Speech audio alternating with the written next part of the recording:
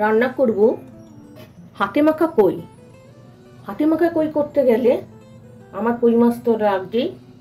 কই মাছ নিয়েছি, আর লাগছে পেঁয়াজ কুচি, টমেটো কুচি আর রসুন, লঙ্কা, আদা, পেঁয়াজ দিয়ে একটা পেস্ট বানিয়ে নেব মিক্সিতে। আর মশলায় লাগছে কাশ্মীরি লঙ্কার গুঁড়ো, জিরে গুঁড়ো, লাল লঙ্কার গুঁড়ো, গোলমরিচ গুঁড়ো, হলুদ।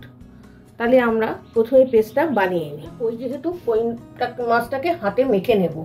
প্রথমে আমি পেঁয়াজ দিলাম, তারপরে টমেটো, এই যে পেঁয়াজ, আদা, রসুন, কাঁচা লঙ্কার একটা পেস্ট বানিয়ে নিয়েছি সেটাও দিয়ে দিলাম। এরপরে মশলায় এক এক করে দিয়ে দিচ্ছি জিরের গুঁড়ো, লাল লঙ্কার গুঁড়ো, কাশ্মীরি লাল লঙ্কার গুঁড়ো, হলুদ আর গোলমরিচ। এবার নুন দিয়ে দেবো পরিমাণ মতো, দিয়ে উপর থেকে কাঁচা তেল দিয়ে 1 চামচের মতন মাখিয়ে নেব। ভালো করে মাছটাকে মাখিয়ে আমাদের 10 মিনিট ম্যারিনেশন করতে হবে।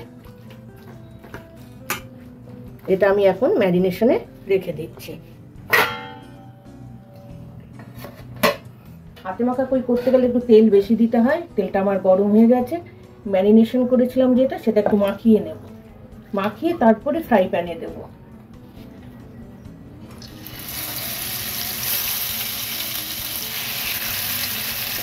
মশলাটা এর উপর দিয়ে সাইড দিয়ে চারিধার দিয়ে দিয়ে দেবো।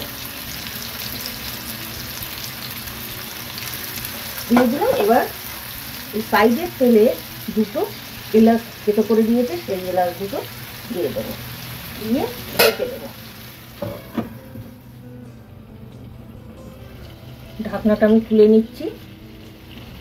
এটা আমার মিডিয়াম ফ্লেমে করছি। এবার কই মাছটাকে উল্টে দেবো। 1 পিঠ হয়ে গেছে। মশলাটাকে সাইডে একটু নেড়ে দিলাম। অতি সহজ একটা রেসিপি।